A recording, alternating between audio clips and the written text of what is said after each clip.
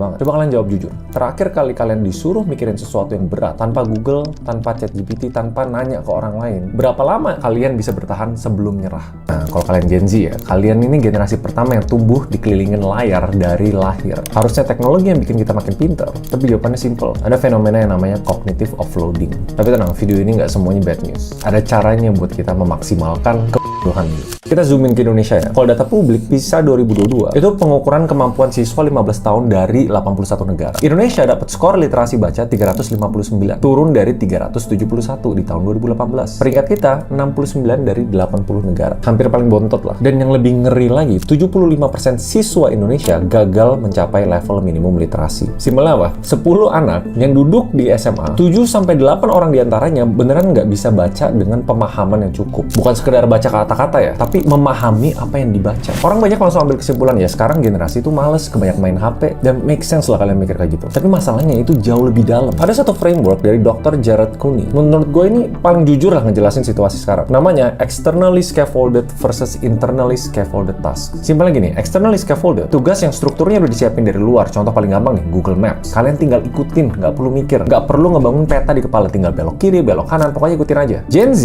itu technically juara dunia soal kerjaan kayak gini. Nah, tapi yang di internally scaffolded, tugas yang butuh memori, bahasa, penalaran abstrak tanpa bantuan visual, ibaratnya tanpa tutorial. Yang bikin kita harus mikir sendiri, di sini Gen Z paling ancur. Ini kalau analogi simpelnya, kayak orang yang tiap hari naik pakai GPS, nggak pernah nyimpen jalan, nggak pernah apalin. Tapi suatu hari kalau HP kalian mati, kalian disuruh ke sana, kalian nggak bisa, nyasar total. Jujur aja, banyak kan kalian yang kayak gitu. Dan ini yang namanya lemahnya working memory. Ini bukan soal males, bukan soal otak yang berhenti dilatih. Lebih tepatnya, otaknya nggak dikasih kesempatan buat berjuang. Kenapa? Semuanya udah dikasih.